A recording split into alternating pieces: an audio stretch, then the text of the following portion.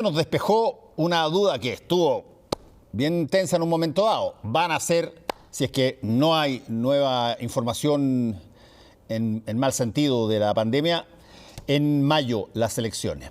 Pero hay otra serie de cosas que es absolutamente necesario que la ciudadanía las conozca y que hay un grupo del Observatorio Nueva Constitución, una serie de diversas universidades que generaron toda una tabla y una serie de gráficos para tratar de averiguar quiénes son estos 1.648 candidatos a la Convención Constitucional. ¿Quiénes son? ¿De dónde vienen? ¿Qué experiencia tienen? ¿Cuántos son hombres? ¿Cuántos son mujeres? ¿Qué edad promedio tienen? Hay mucha gente que tiene interés en ser constituyente menor de 30 años, por ejemplo. Hay la abundancia clásica, histórica de abogados, ingenieros, o se han metido una serie de nuevas profesiones. Todo esto lo tomó este Observatorio de Nueva Constitución, lo trabajó y lo puso a disposición de todos a través de un informe que vamos a conversar hoy día con el profesor de la Universidad Alberto Hurtado, Tomás Jordán. ¿Cómo estás, Tomás? Hola, Fernando. Buenas noches. Gracias por la invitación. Oye, bien interesante el informe porque, claro, uno tiene un lote de candidatos, pero a veces uno se concentra básicamente en aquellos que lo contactan o lo podrían haber contactado antes de estas últimas determinaciones, pero en la calle o lo contactan por internet. Y por lo tanto se pierde un poco el cuadro agregado de a ver quiénes son los chilenos que están con ganas de participar como constituyentes en esta nueva constitución. Y quizás el primer dato que podríamos conversar es este de que hay un 77% de candidatos a la convención que no tiene o que dice no tener ninguna experiencia política anterior. ¿Qué significa eso en términos básicamente de lo que es una elección, Tomás? Un dato muy, muy interesante. Yo creo que hay varias lecturas que hacer sobre eso. Lo primero, el dato objetivo, en el fondo, que el 75% aproximado de los candidatos y candidatas no tiene experiencia pública ni experiencia política. Y nosotros en experiencia política incluso incorporamos a los que fueron dirigentes universitarios, por lo tanto estamos hablando de un abanico bastante amplio de personas que han participado en temas públicos. Y en experiencia pública los que han trabajado alguna vez en la administración. Por lo tanto, podríamos decir primero que todo que este 75% aproximado de candidatos y candidatas no tiene una aproximación a lo que es el Estado, por decirlo de alguna manera, en términos de trabajar o en términos de la negociación propia de la política, por un lado. Pero por otro, se abre una cuestión muy interesante que tiene que ver con que a partir del estallido social se produce esta apertura de la política a distintos espacios que no estaban antes participando, sobre todo juventud. Y aquí se ve cómo hay mayores jóvenes, gente que viene del mundo de la sociedad civil, y en el fondo tenemos un escenario como de doble camino. O este 75% se toma a la convención y por lo tanto tendremos una renovación eventual de la política de proyectos políticos, o más bien el electorado va a canalizar su voto a estos 25% que tienen experiencia política. Y ahí tenemos que ver qué pasa el 15-16 de mayo. Sí, hay una serie de variables que me gustaría conversarlas contigo, que son bien interesantes.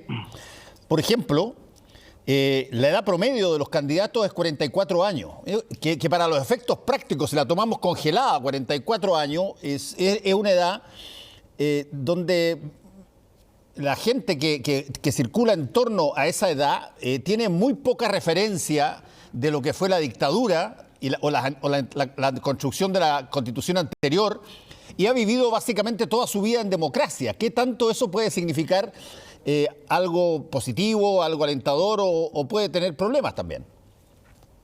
Sí, es un buen punto, porque el 30% de las candidaturas tienen menor a 35 años y entre 36 y 45 un 27%. Es decir, tenemos que un 57% tienen menor de 45 años. Es decir, o nacieron en democracia o fueron niños de dictadura, por decirlo de alguna manera.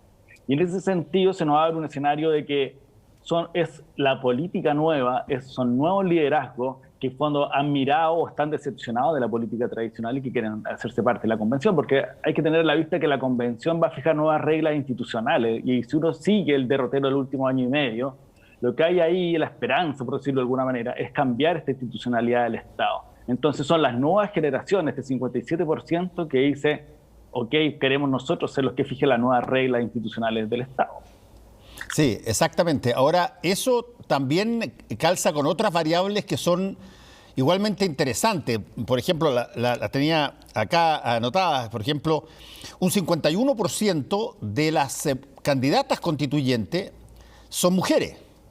Esto al margen de que está por obligación el que debe existir paridad en la Constitución. Pero un 51% son mujeres. Y la otra cosa muy interesante, Tomás, que sería bueno verlo, es que históricamente siempre ha habido argumentos en que las constituciones deben hacerlo las personas que o saben mucho de constitución o trabajan en el ámbito de las leyes o en el ámbito de la confección de este tipo de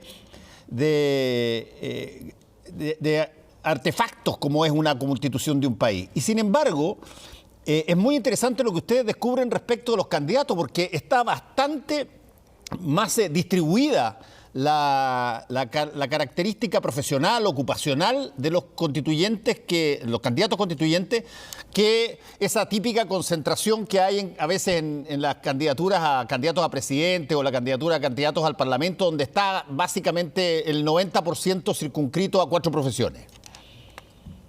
Sí, yo creo que todo se va ligando, porque primero esta juventud, por decirlo de alguna manera. Dos, que hay un dato que no lo hemos dicho, pero está ahí, y que es que el 61% de las candidaturas son independientes. Y por lo tanto el gran porcentaje de personas que está postulando está fuera del ámbito tradicional. Y tres, tiene que ver con las profesiones mismas, que no obstante ser abogado o abogada es la profesión que más se repite, este abanico se abre a ingenieros, a ingenieros comerciales, a periodistas, sociólogos, a profesores, que es la segunda profesión. Por lo tanto, nosotros tenemos a la vista que multiplicidad de mundos quiere postular a la convención. Y dos, y ahí hay que desmitificar un poco. Lo que pasa es que las convenciones son órganos de representación, en lo cual nuestros candidatos y candidatas, nuestros convencionales, van a ser representantes de la ciudadanía, no necesariamente expertos en el ámbito constitucional. Y siempre hay dos niveles en las convenciones: el nivel de los convencionales o constituyentes y el nivel técnico, que va paralelo, que es muy parecido también a lo que ocurre en el Congreso. En el Congreso no están los más especialistas en todas las leyes, básicamente ellos son representantes, tratan de canalizar intereses, y son los asesores junto con ellos los que van fraguando los acuerdos, los que van redactando, los que van trabajando esto. Entonces, una convención básicamente es una instancia en la cual se tiene que ir acordando los grandes temas, una negociación permanente. Las convenciones constitucionales, las asambleas son eso, son negociaciones permanentes. Y paralelamente va a estar esta idea de seguramente de una negociación con sus asesores, ellos mismos, pero quiero decir con esto que hay un abanico de profesiones. Más bien es un elemento positivo que esté postulando, más que tengamos a los mismos de siempre, por decirlo de alguna manera. Sí, esa mejor distribución, si tú quieres, en términos de las profesiones, ¿qué te plantea, Tomás, a ti desde el punto de vista... Un poco tú ya lo habías dicho, pero me gustaría profundizarlo un poquitito esto. Desde el punto de vista del clásico argumento que es muy típico. En Chile dice, mira, viejo, si tú no eres ingeniero no puedes opinar para nada de matemática o de la forma en cómo está construido un puente. Tú no eres, si no estuviste, qué sé yo, en tal institución particular, no puedes opinar de ella. Siempre, de alguna manera, te canalizan en que tu opinión tiene que ver exclusivamente con tu vivencia. Y en este caso particular, la única cosa común que tienen todos los constituyentes o los candidatos constituyentes es que todos viven al amparo y bajo el dominio y bajo el acuerdo de una constitución. Pero no necesariamente todos entienden o saben o son expertos en eso. ¿Qué tanto ahí, Tomás, se desmitifica un poco esta suerte de experticia exclusiva para un grupo muy chico? Sí, yo creo que hay que mirarlo en el largo plazo. ¿En qué sentido? Que nosotros venimos de un proceso político y social bien profundo que ha remecido nuestras bases y que tuvo un diagnóstico común, que era la desigualdad. Y por lo tanto el estallido social transversalmente se explicó como que el diagnóstico era Chile tiene un problema de desigualdad. Y esa desigualdad se puede medir de distintas maneras, desde la técnica, por decirlo de alguna manera, pero también desde la experiencia práctica. Por lo tanto, cuando nosotros nos aproximamos a los temas constitucionales que tienen que ver con la salud, con la educación, con las pensiones, tiene dos dimensiones. Uno, que es una discusión propiamente tal, una conversación política, por decirlo así, que se va a transformar en una negociación. ¿Qué modelo, qué forma, de qué manera se corrigen de mejor manera las desigualdades?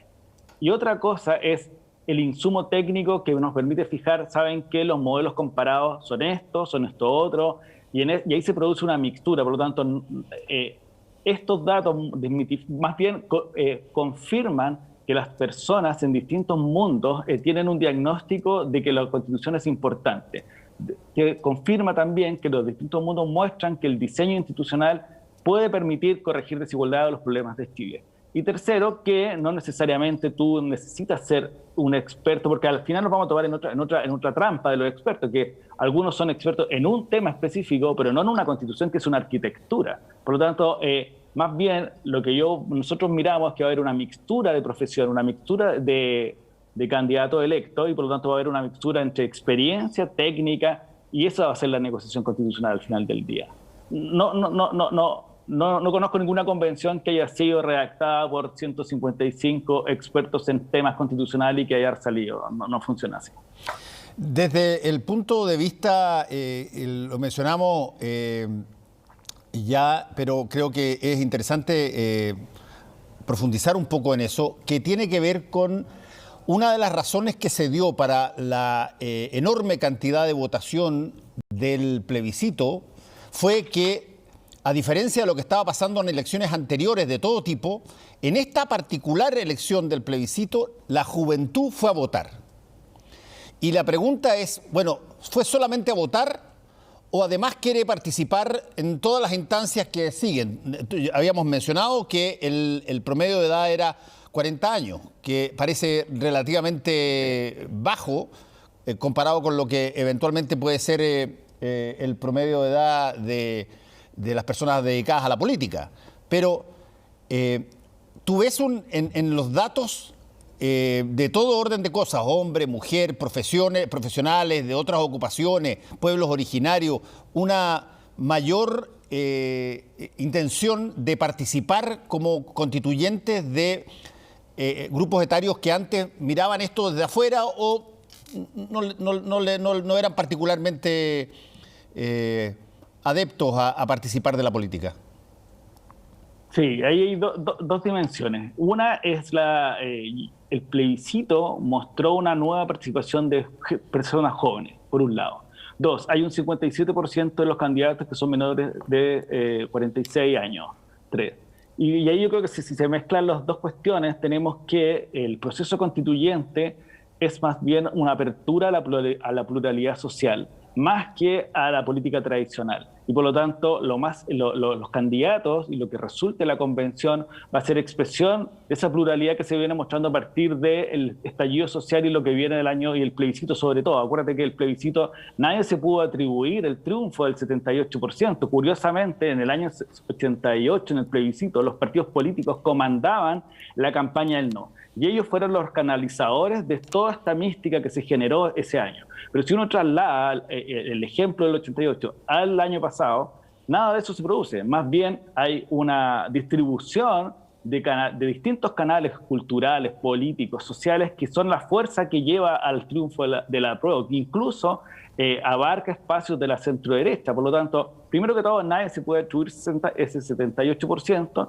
Está claro que hay una crítica a la política, por algo gana la convención 100% electa y no la convención mixta, pero al mismo tiempo nos muestra, a juicio, evidentemente una pluralidad social que no habíamos tenido en los últimos 30 años, que la política en realidad estaba entre márgenes más o menos conocidos. El año 2017 por primera vez ingresa una tercera fuerza, que es el Frente Amplio, pero que básicamente, si uno mira los datos, reemplaza el mismo electorado que tenía antes la nueva mayoría de concertación. Acá, por primera vez, estamos viendo un nuevo electorado que votó en el plebiscito. No sabemos si se va a repetir en la elección, si esta elección de convencionales es la continuidad de ese hito generacional, que lo podríamos decir así, de esta nueva juventud, como produjo también el año 88, que fue una votación muy de jóvenes. No sabemos si va a ser la continuación o no, y eso tiene que ver con la oferta. Oferta hay, oferta hay. No sé si va a ser la más atractiva, pero oferta hay porque hay una pluralidad de ofertas que tenemos nunca antes vista, además.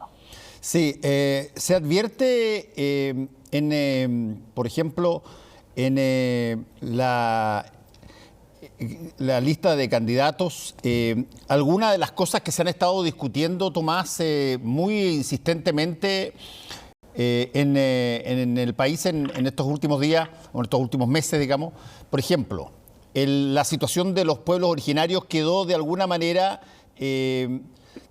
encauzada a través de los escaños reservados. Pero eso no quita de que puedan haber candidatos de pueblos originarios que puedan participar y que ganen sin necesidad de estar adscritos a un escaño designado. La otra variable que también fue bien interesante era si es que se veía una intención de abordar sobre la base de la participación en términos de candidatura de los temas, por ejemplo, como la descentralización. Si es que tú veías, ya lo dijimos en términos de la cosa ocupacional, que es muy, muy relevante porque han entrado una serie de nuevas ocupaciones, nuevos pareceres de la ciudadanía que no necesariamente se encuadran con lo que era tradicional. Sí, ahí hay tres cuestiones que son, a mi juicio, muy novedosas, que tú las has dicho las tres en la conversación. Nosotros vamos a tener una convención que va a tener mayor oferta, por un lado. Pero además hay dos cuestiones asentadas que no se pueden quitar, que tienen que ver con que va a ser paritaria, que no es menor, porque por primera vez un órgano colegiado de esta envergadura es paritario. Por lo tanto, la escritura, la forma de aproximarnos al texto va a ser por primera vez distinta a toda nuestra historia. Es decir, es una cuestión muy relevante respecto del punto de vista desde la perspectiva de género en la cual se va a escribir. Y tercero, que tiene que ver con los pueblos. ¿Por qué razón? Porque los que no han estado nunca en el pacto fundante del texto constitucional chileno son los pueblos indígenas que conforman parte del propio Estado de Chile. ¿Por qué razón? Porque nuestro Estado tomó en el siglo XIX un modelo, que es el modelo francés, que se llamaba Estado-Nación, en el cual necesitábamos aglutinar a todos los que vivíamos acá a través de una idea que pertenecíamos a un mismo grupo humano. Esa teoría que se llama Estado-Nación es superada porque es un tipo de modelo. España sigue otro modelo, Bélgica sigue otro modelo, es un modelo más. Empieza a ser superada, creo yo, a partir de los 17 escaños de pueblos reservados, que ya son fijos, más algunos otros que puedan ser electos en las listas comunes. Por lo tanto, ¿qué quiero decir con esto? Que no estamos en presencia de un texto constitucional que, por decirlo de alguna manera, ya se empieza a escribir, porque ya va a ser paritario y ya va a haber seguramente normas sobre pueblos indígenas en el texto antes que se empiece a escribir, antes que se instalen. Y ahí viene una conversación sobre cuáles van a ser los temas que va a llevar o que se va a tratar la convención a partir de este escenario que se nos muestra con mayor pluralidad, paritario y con pueblo.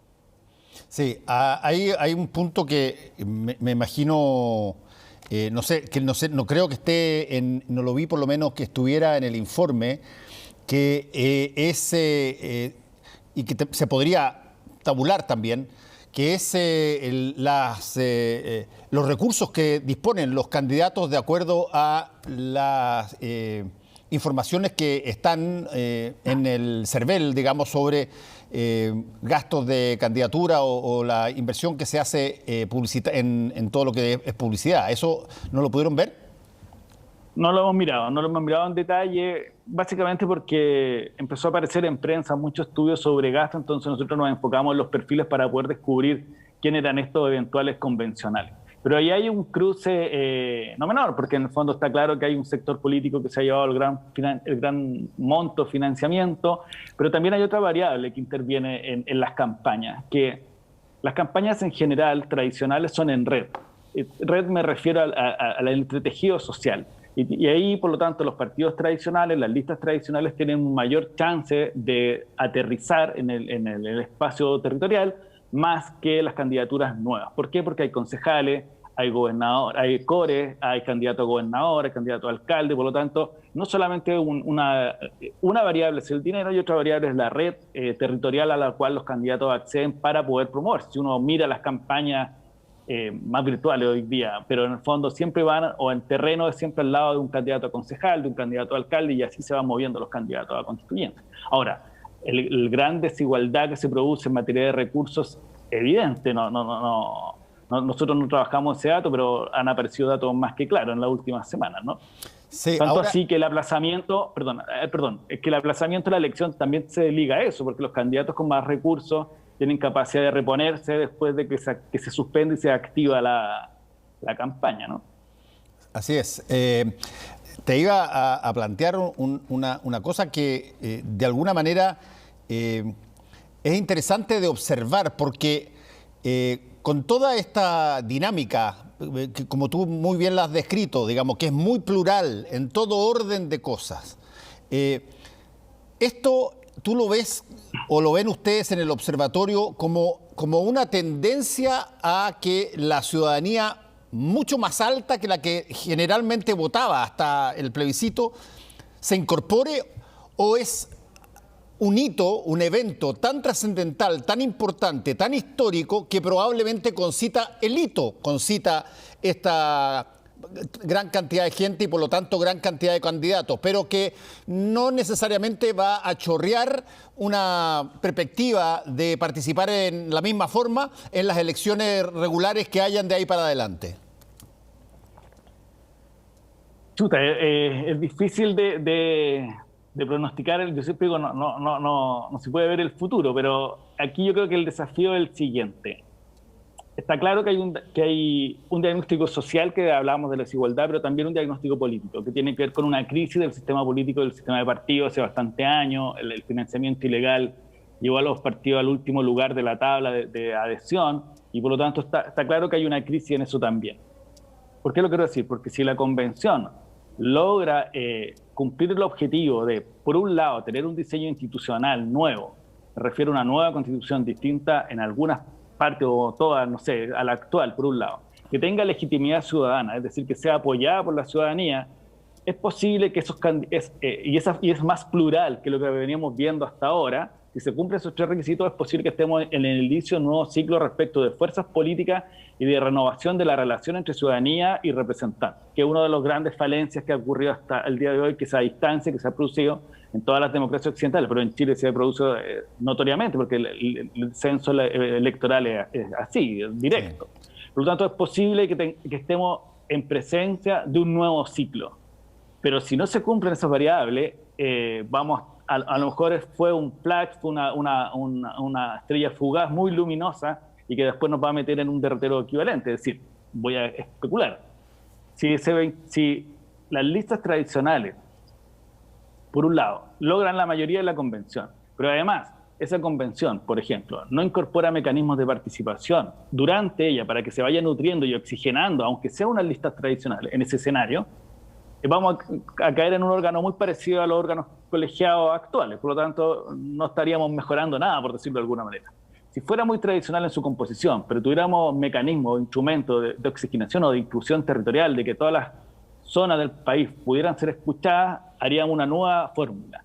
El escenario ideal sería, a nuestro juicio, una mixtura entre política tradicional, nueva política y participación ciudadana. Ahí tendríamos un escenario para pensar en una nueva arquitectura constitucional nos puede llevar a renovar, a oxigenar, a redemocratizar el Estado y por lo tanto a generar una nueva relación entre ciudadanía y sistema de representación. ¿Por qué? Porque hay un diagnóstico que viene hace mucho tiempo, que es la ausencia o la falta o la desconfianza de la ciudadanía en las instituciones. Si la clave acá a nuestro juicio está en eso, si la convención logra generar un nuevo nexo, una confluencia para generar confianza entre ciudadanía e instituciones públicas, en este caso órganos de representación. Si no se produce ese nexo, vamos a seguir tal cual sí estamos ahora.